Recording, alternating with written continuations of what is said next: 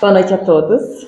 Uma pequena confusão na organização. Eu não sou muito boa com tecnologia, mas vou dar o meu melhor. É uma alegria imensa estar aqui hoje e contar com a presença de todos vocês. Eu queria agradecer à casa por ter me convidado para participar do meu aniversário. Eu me sinto muito honrada e eu agradeço do fundo do coração por esse convite. Agradeço a todos vocês que vieram e também aos meus queridos colegas que vieram comigo de São Miguel e me trouxeram com segurança.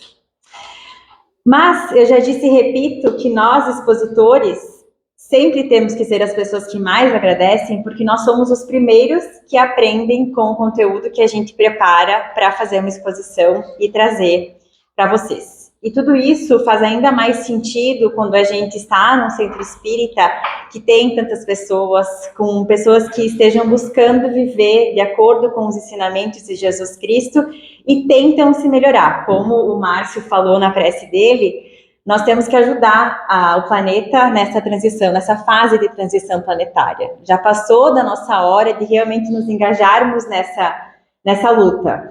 Então, foi muito bem pontuado, a sua prece foi muito linda. E então, que bom que vocês estão aqui e muito obrigada por isso. A vida na Terra, ela constitui uma estação de aprendizado. Nós somos um planeta escola e aprendizados nem sempre são fáceis e nem sempre são felizes.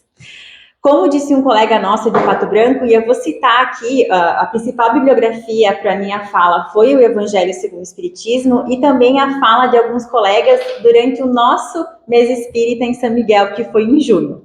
E o Hilário Fantinel, que ele é de Pato Branco, na sua exposição de junho, ele falou assim, que todo aquele que conheceu a doutrina espírita recebeu um presente, recebeu a informação que esclarece e também consola, que exige melhoramento, mas que ensina ao indivíduo como alcançá-lo, que explica tudo aquilo que o homem não é capaz de entender sobre as mazelas e as diferenças no mundo, e fala que enquanto o sofrimento é uma imposição da vida e visita todos os que estão encarnados, a felicidade ela é possível, mas ela é uma construção pessoal, de esforço intransferível. Na verdade, eu usei o mas de forma equivocada. A felicidade, apesar de tudo, ela é possível porque ela é um esforço pessoal, uma escolha de cada indivíduo. O fato é que a existência humana, ela é sim constituída de muitas limitações, porque nós somos uma obra inacabada e muito carente de retoques. Mesmo assim, a felicidade, ela é possível, mesmo que não em sua plenitude. E aonde quer que nós estejamos e com quem quiser que nós estejamos, é possível ser feliz e é possível fazer o bem. Porque, como bem pontua Chico Xavier, na reencarnação ninguém erra de endereço. E como toda exposição tem um ponto de partida, o texto de Buscai e Achareis, para mim, veio de um insight em uma exposição lá de São Miguel com a nossa colega Lúcia, que ela falou sobre o passe, e também em outra exposição com o Luiz Felipe, um outro colega nosso, sobre as 3 grandes revelações, em que eles expuseram fatos que hoje são amplamente estudados e divulgados pela ciência, mas que já estavam nas falas de Jesus Cristo, lá no século I, e de Allan Kardec, no século XIX. Nesse sentido, no livro As Vidas de Chico Xavier, que na verdade não é um livro, é uma grande reportagem que foi escrita por um jornalista com a permissão do médium sobre a vida do Chico, ele cita no livro que o próprio Chico, quando ele psicografou, quando ele recebeu de André Luiz, que é o mentor dessa casa, os textos do livro Mecanismos da Mediunidade e Evolução em Dois Mundos, Chico achou o texto de difícil compreensão, com muitas coisas, com muitas ideias inovadoras e diferentes. E 20 anos depois do lançamento desses livros, essas ideias, que até então eram consideradas mirabolantes, foram comprovadas por cientistas no livro chamado Space, Time and Beyond. A nossa sociedade viveu um surto coletivo, eu acho que todos vão lembrar, mesmo que na hora não existissem redes sociais, mas foi quase um fenômeno em massa, quando lá em 2006, o livro O Segredo foi lançado. E o livro O Segredo, ele virou uma febre porque ele trazia uma teoria de que todo mundo poderia alcançar o que queria, se ele conhecesse o segredo. Essa teoria do livro colocava na mão de cada indivíduo a chance de conseguir o que ele buscava. E eu não quero aqui de forma alguma desmerecer o conteúdo desse livro, até porque quem já leu O Poder do Subconsciente e o próprio Livro dos Espíritos vai concordar que a nossa realidade ela pode ser amplamente melhorada e modificada através do impulso do pensamento positivo e da ação proveniente de uma mente otimista.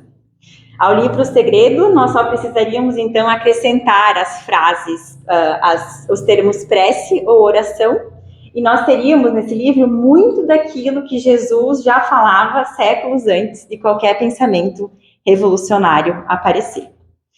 Quando Jesus diz, eu sou o caminho, a verdade e a vida, Jesus não está fazendo nenhuma parábola, nenhuma metáfora. Ele é o caminho, a verdade e a vida. Esse tema, buscar e achareis, é o capítulo 25 do Evangelho segundo o Espiritismo, e ele não será contemplado na integralidade aqui na minha fala, porque ele é um capítulo extenso, e cada trechinho daria uma exposição. Então, eu sugiro que todos leiam em casa para complementar o aprendizado. Eu só preciso passar aqui. Perfeito. Pedi e vos será dado, buscai e achareis. Batei a porta e se vos abrirá. Porquanto quem pede recebe, quem procura acha. E aquele que bata a porta, abrir-se-á. Mateus, capítulo 7. A sensação de que as passagens mais famosas estão sempre no Evangelho de Mateus, que é o primeiro livro do Novo Testamento, é porque Mateus foi quem apresentou Cristo nas Sagradas Escrituras como o Salvador dos Hebreus. Em vários livros do Antigo Testamento, existe a menção de que o Messias virá para salvar o povo. E em Mateus, Jesus é apresentado como este Messias. Ainda é no Evangelho de Mateus que nós somos apresentados a um Deus amoroso, repleto de amor pelas criaturas e com um senso de soberana justiça e misericórdia. O que destoa um pouco com o Deus que era apresentado no Velho Testamento, que era um Deus mais punitivo e vingativo, o que combinava bastante com o que as pessoas da época precisavam ter de um Deus, por ser um povo mais primitivo e que, usando um termo assim grosseiro, obedecia na marra. Aos poucos, essa imagem de Deus foi mudando, e é em Mateus que ele é nos apresentado como Pai, o que faz de Mateus o evangelho mais comentado em todo o cristianismo. Porque nós sabemos que Deus é soberanamente bom e justo, e as coisas ruins que acontecem nada tem a ver com Deus. A providência divina, como diz Haroldo Dutra Dias no livro Despertar, ela não desce para errar com a criatura humana. Tudo que no mundo ainda existe de ruim não tem nada a ver com Deus. E nós vamos conhecendo esse Deus maravilhoso no Novo Testamento. E quando nós ouvimos, peçam e lhes será dado, busquem e encontrarão, batam e a porta será aberta, Jesus se refere às várias formas de nós entrarmos em comunhão com Deus, ao orarmos e principalmente ao agirmos. Quando nós falamos em oração, pode ficar a sensação de que a prece em si se resume somente ao ato de rezar, de verbalizarmos aquela oração, seja ela ensaiada ou espontânea. No entanto, todas as atitudes que nós temos no nosso dia a dia são também uma forma de nós orarmos. Contudo, vamos falar um pouquinho aqui sobre o ato genérico da oração. O hábito diário da prece, que pode ser um desafio para muitas pessoas. Eu digo porque também muitas vezes é para mim. Se a gente deixa para orar na hora de dormir, quando a gente deita na cama, muitas pessoas acabam pegando no sono, sem agradecer e sem fazer aquela importante análise do nosso dia, quando a gente para, se conecta com a espiritualidade e avalia tudo que a gente fez, tudo que a gente poderia ter sido melhor, tudo que a gente se orgulha de ter feito. Se a gente deixa para orar de manhã, muitas vezes a gente está correndo contra o relógio e a gente acaba também esquecendo da prece. Mas a primeira coisa que nós deveríamos fazer ao acordar, se a gente quer achar o bom dia que nós buscamos, é saudarmos o Pai e nos conectarmos com a espiritualidade superior. Quando a gente eleva o nosso pensamento a Deus, quando a gente acorda, nós já nos blindamos com um escudo de proteção e positividade. E é um exercício que eu vou sugerir para vocês fazerem, tá? Se algum dia vocês tiverem um dia que vocês estão receosos, que o dia vai ser complexo, que vocês têm um problema para resolver, ou alguma coisa esteja acontecendo, façam uma prece. Façam uma prece que não precisa ser uma prece ensaiada. Conversem com Deus, como se Ele fosse o melhor amigo de vocês, porque na verdade Ele e Jesus são. E vocês vão ver como o dia de vocês vai ser melhor. Que pena que ainda é um desafio nós tornarmos isso um hábito. Todas as vezes em que eu tive uma situação em que eu iniciei o dia com uma prece, sempre fui surpreendida. O meu dia sempre foi melhor. E esse capítulo do Evangelho, capítulo 25, ele traz à nossa consciência, a importância desse momento de prece e de meditação. Porque a paz que a gente procura muitas vezes está no silêncio que a gente não faz.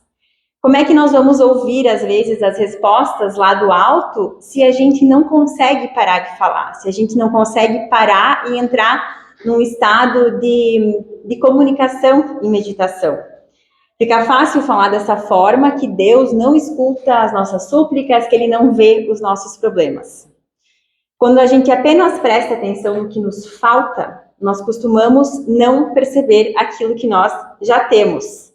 E ainda a gente não reconhece todos os recursos que a espiritualidade superior move em nosso benefício. E isso o Márcio também falou na prece dele, né? Logo no início, que a gente reconheça que apesar de todas as coisas que tem de triste no mundo, nós estamos aqui. Nós podemos vir a esse espaço, nós temos um local onde a palavra de Deus ela é ensinada, nós temos saúde, apesar de um problema ou outro. Então, a gente precisa reconhecer e ver o que tem de bom na nossa vida. Então, achei muito legal quando você falou isso. O auxílio divino nunca nos é negado, pois a oração é divina voz do Espírito no grande silêncio. Frase de Emmanuel. O socorro divino nunca nos é negado. Se eu precisasse resumir o meu texto em apenas uma frase e encerrasse a minha fala agora com um slide, seria esse. Peça ajuda e você a receberá. Busque e acharás. De alguma forma, os emissários divinos prestarão o auxílio que nós precisamos. E com a prece, nós imediatamente mudamos o nosso padrão vibratório, vendo tudo com mais clareza e com mais otimismo. E aí não importa o que a gente tiver que lidar, a prece, ela nos abre para receber esse auxílio dos céus. A prece nem sempre se caracteriza por sons articulados na conceituação verbal, mas invariavelmente é prodigioso poder espiritual comunicando emoções e pensamentos, imagens e ideias, desfazendo empecilhos, limpando estradas, reformando concepções e melhorando o quadro mental em que nos cabe cumprir a tarefa que o Pai nos convoca. Aqui o Pai nos convoca. Também de Emmanuel. A prece, ela nos prepara para nós entrarmos em comunhão com Deus. E essas formas de comunhão com Deus são muitas. Pedir, como a palavra já diz, é simplesmente pedirmos. Buscar já significa que aquele que ora sai em busca daquilo que pede. Ele age. Bater a porta significa sermos perseverantes na oração e na ação. E quando Jesus disse, aquele que bate a porta, ela será aberta, ele não quer dizer que nós encontraremos do outro lado da porta aquilo que nós desejamos, mas sim que a porta se abrirá e nós seremos atendidos da forma que mais precisamos, muito embora às vezes que precisamos e desejamos, elas não sejam a mesma coisa. Até existe uma oração que fala, Deus, que as nossas vontades coincidam, e caso não coincidam, que seja feita a vossa vontade. A prece, como falamos, ela é uma forma de nós entrarmos em comunhão com Deus. E Deus, por sua vez, também nos busca o tempo todo. O nosso acesso a Deus, ele é irrestrito, ele é infinito, ele é a todo momento. Mas o movimento, através do livre-arbítrio, precisa partir de nós. O movimento, esse primeiro passo, ele é sempre nosso. Porque a nossa vontade é sempre respeitada. Além de tudo que a espiritualidade superior ela ainda é educada. Ela respeita o nosso momento e o nosso movimento. Nós temos que nos elevarmos. Todo o Evangelho de Jesus, ele é um convite à reforma íntima do ser. E todas as graças e bênçãos são oferecidas àqueles que se curvam à grandiosidade dos ensinamentos de Jesus. E a expressão livre-arbítrio ela é verdadeira porque nós temos uma escolha a fazer. porque Deus faz tudo pela gente, menos a nossa parte. E sejamos justos, né, com Deus, porque diante do amor dele, da misericórdia dele, da paciência, da generosidade, fazer a nossa parte é o menor dos esforços. E se a prece é uma forma de nós entrarmos em comunhão com Deus, nós precisamos admitir que a comunhão em si é cada um fazer o que precisa ser feito. Se eu estou cumprindo com a parte que me cabe, então a comunhão aconteceu. E sobre fazer a parte que me cabe, no Evangelho os Espíritos dizem que a expressão buscai e achareis é análoga a esta: ajuda-te a ti mesmo, que o céu te ajudará. E essa frase, ela é o princípio da lei do trabalho, e por consequência, da lei do progresso, pois o progresso, ele é filho do trabalho, já que ele coloca em ação as forças da inteligência. A lei do progresso, ela é uma prova incontestável da misericórdia divina, porque ela assegura a todos os espíritos a garantia de evolução. Mas para progredir, nós precisamos trabalhar, precisamos exercer a nossa comunhão com Deus, precisamos agir. As leis do progresso e as leis do trabalho, elas estão intimamente ligadas em todas as esferas da vida do indivíduo, não apenas na esfera espiritual. Notem que tudo na nossa vida leva a esse caminho, em que existe um esforço pessoal, um esforço individual, que nós também podemos chamar de trabalho, para que a pessoa alcance o que ela procura. Em outras palavras, para que ela ache o que ela busca. Quantas vezes nós ouvimos aquele ditado que nada cai do céu a não ser a chuva? Então aqui a gente pode acrescentar, nada cai do céu a não ser a chuva e o socorro divino. O socorro divino, ele sempre cai do céu, mas só. Evoluir é a dinâmica da vida. E através do trabalho, em todas as esferas, né? Claro, não entendam aqui apenas o trabalho remunerado de forma alguma, é qualquer tipo de trabalho que nós vamos progredir. E se o trabalho, ele é um esforço individual, é no coletivo, através da ação dos grupos, que ele se sustenta. Porque a vida em sociedade, ela é tanto uma conquista quanto uma oportunidade. E Deus nos convida diariamente a servir no bem, no trabalho digno, benevolente e honrado. Não importa a nossa idade, nossa condição social, nosso estado físico, não importa. Sempre existem formas de nós servirmos a sociedade onde nós estamos inseridos. A meritocracia, ela pode ser falha na terra, na justiça dos homens, mas a meritocracia do Criador, ela nunca é falha. Todos nós somos iguais e nós temos as mesmas oportunidades diante de Deus, mesmo que no momento atual a vida se apresente de diferentes maneiras. Vou tomar um gole.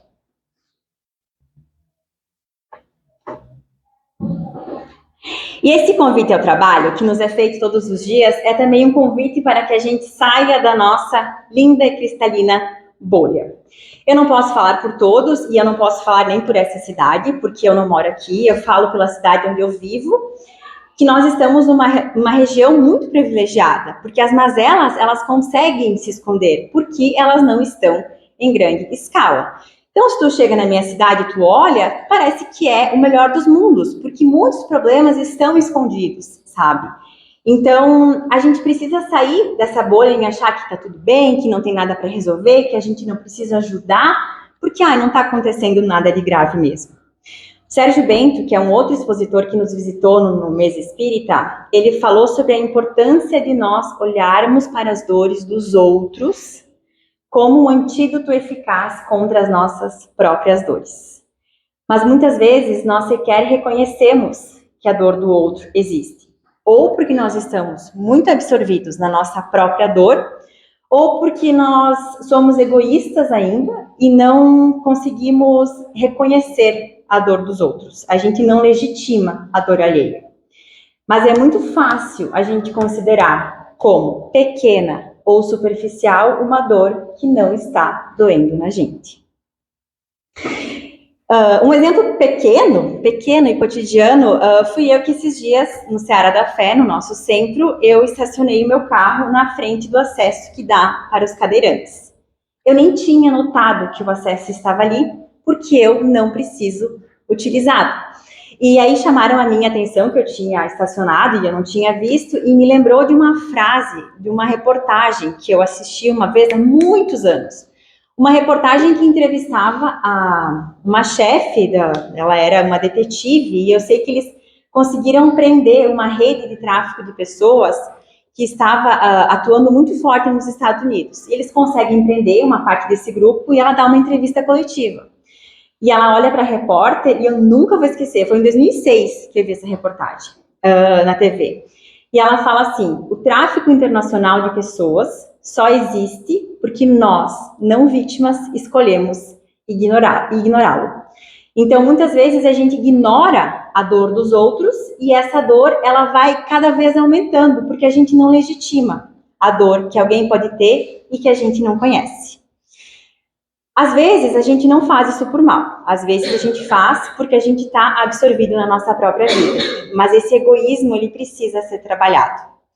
E é claro que o pedido é que a gente não fique 24 horas conectado só naquilo que é dor e sofrimento, porque se a gente estiver envolvido numa vibração de muita dor e de muito problema, a gente não vai conseguir ajudar a humanidade.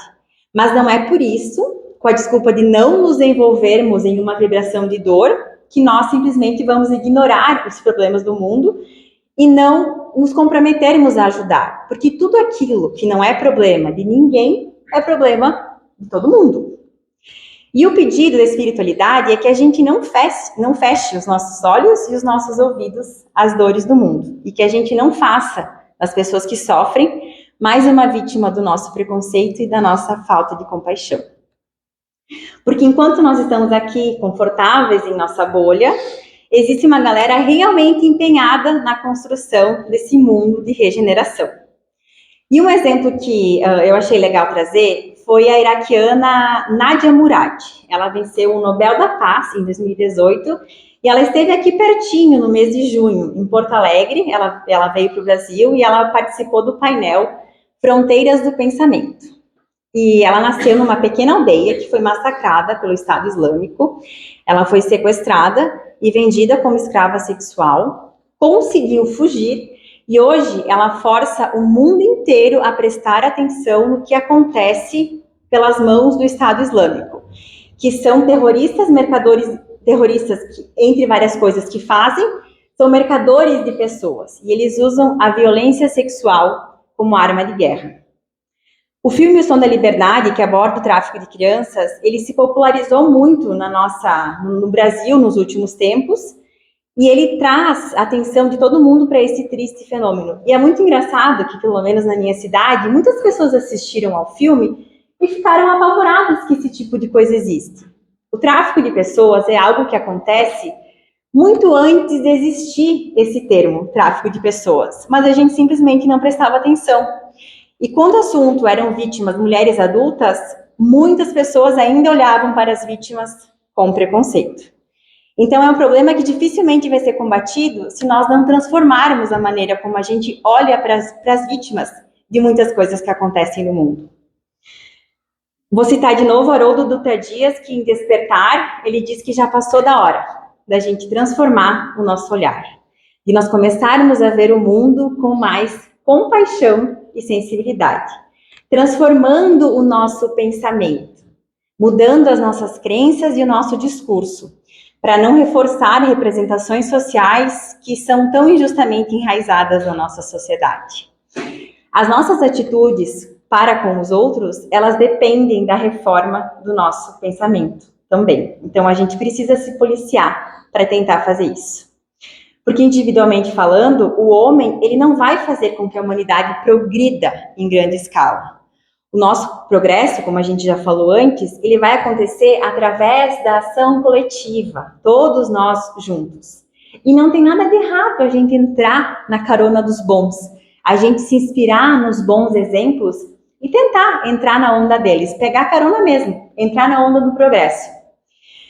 E nós estamos na melhor fase da nossa trajetória espiritual.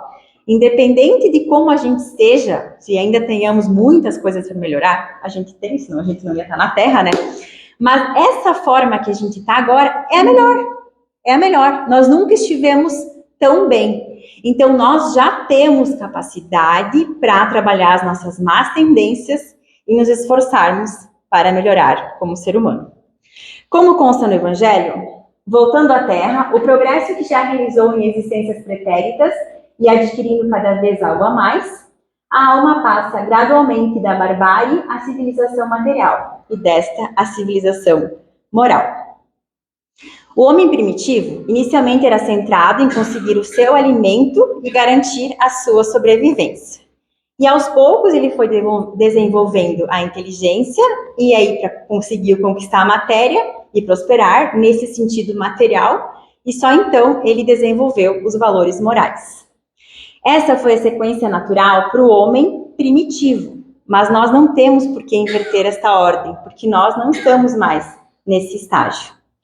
Hoje, o ser da criação tem exatamente o que ele precisa para evoluir e para cumprir o seu papel ao longo do caminho evolutivo, mesmo que materialmente ele tenha muito pouco. Então, a gente não precisa se inquietar demasiadamente pela posse do ouro, como fala, porque nós já temos tudo o que nós precisamos e podemos conquistar mais, materialmente, com certeza. Mas o mais importante é conquistarmos o nosso moralmente, antes do materialmente. A gente não pode mais sacrificar a nossa evolução moral em detrimento da nossa evolução material. A gente não precisa mais inverter essa ordem.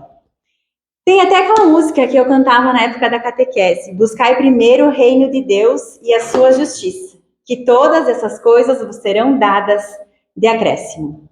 Assim, pois, não vos ponhais inquietos pelo dia da manhã, porquanto o amanhã cuidará de si. A cada dia basta o seu mal. Também está em Mateus. Quem já está familiarizado com as leis divinas não se perde na interpretação dessa passagem. É evidente que essas coisas que nos serão dadas de acordo com o nosso merecimento de recebê-las. Esse trecho do Evangelho significa que a providência divina nunca deixa ao abandono os que nela confiam, mas ela exige que trabalhemos. Se nós não formos acudidos com o bem material que nós precisamos, nós seremos inspirados com ideias para sairmos da dificuldade. Se o que a gente precisa é força e consolo, nós receberemos força e consolo. Porque os espíritos, eles não vêm isentar o homem da lei do trabalho. Eles vêm lhe mostrar a meta a ser atingida e o caminho que conduz a ela, dizendo-lhe: ande e você chegará, e a pedra que encontrar pelo caminho, você mesmo terá que afastar. Porém, nós lhe daremos a força necessária, se quiser utilizá-la em benefício próprio. Deus sabe o que é melhor para a gente. Deus está cuidando de todos nós. Então, a gente precisa sair daquela pressão de querermos tudo em uma única existência. Nós temos tantos conflitos internos, tantos desejos questionáveis, tantas fomes eternas. A gente sempre quer mais. Porque por mais que a gente saiba, na teoria, na prática, nós não temos a real dimensão do que é a existência do espírito. A vida que para a gente é toda a vida, na verdade, é um piscar de olhos diante da imensidão do que nos espera no plano espiritual. Então, a gente tem uma ânsia de querer mais, querer mais, querer mais, querer mais, querer mais. A gente quer o melhor emprego, a melhor família, o melhor corpo, felicidade todos os dias, e a gente acaba entrando numa ilusão e nos frustramos, que não é possível. Já disse Salomão, a felicidade não é desse mundo. Mas não é porque não é desse mundo que ela não existe e que a gente não irá alcançá-la. A gente só precisa se acalmar e confiar na providência divina, porque Deus sabe o que é melhor para nós. Então, na medida que as leis ensinam, busque e acharás, a providência divina nos alerta que este processo é duplo. Nós temos que fazer o que nos cabe e não perdermos a nossa fé. E a fé, como nós já falamos, tanto sobre ela no início da exposição, significa confiar nos laços de amor que nós partilhamos com Deus, porque laços de amor nunca se rompem. Ter fé é aceitarmos que nessa existência, enquanto nós estivermos encarnados, nós gostaríamos de poder mudar muitas coisas. Quantas modificações nós não faríamos na nossa história se a gente pudesse simplesmente pegar uma varinha mágica e mudar alguma coisa na nossa vida? Mas a gente não pode, Muita coisa a gente nem vai entender enquanto nós estivermos encarnados. A gente só vai entender depois, quando tivermos o nosso reencontro na pátria espiritual, quando nós voltarmos à nossa verdadeira casa. E nesses momentos em que a gente percebe que tem muita coisa que a gente não pode mudar, a fé, ela nos mantém em estado de graça, de harmonia, mesmo através do sofrimento. E como diz a jornalista Ana Giacomo nessa mensagem que é belíssima, a fé é um exercício para a vida inteira.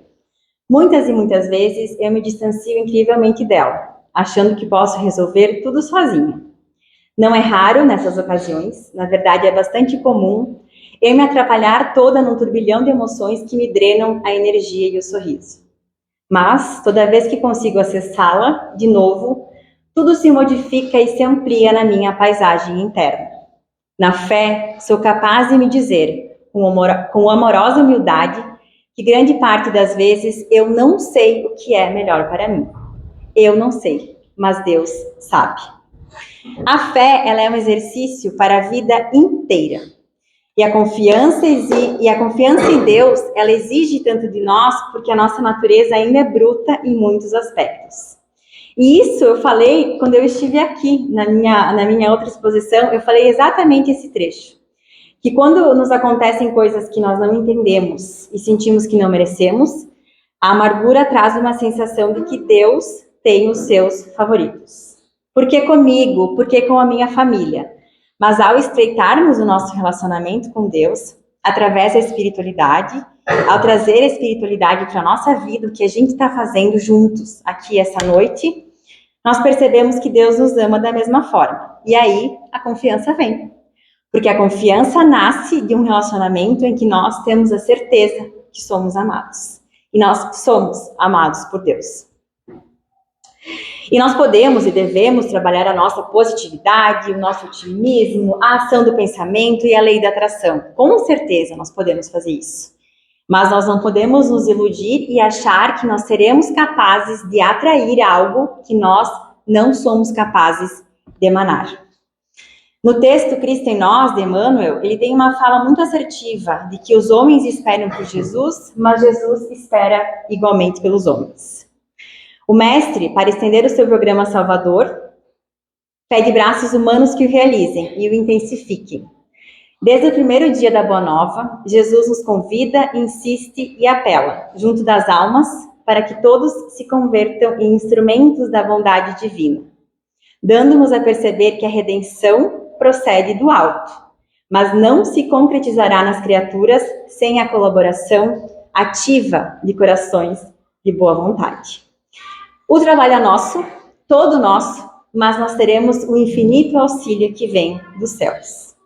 Então, eu finalizo a minha fala com esse trecho do Evangelho que diz: peça a luz que vos clareie o caminho. Está bem no finalzinho do capítulo. Peça a luz que vos clareie o caminho e ela vos será dada. Peça forças para resistir ao mal e as tereis. Peça a assistência dos bons espíritos e eles virão acompanhar-vos. E como o anjo de Tobias, vos guiarão. Peça bons conselhos e eles jamais vos serão recusados. Bata a nossa porta e ela se abrirá, mas peça sinceramente, com fé, confiança e fervor. Onde estiver um seguidor do Evangelho, aí se encontra o mensageiro de Jesus para a obra incessante do bem. Nós podemos ser esses mensageiros de Jesus. A gente só precisa querer. Cristianismo nada mais significa do que Cristo em nós. Então, buscai Cristo e o achareis. Muito obrigada.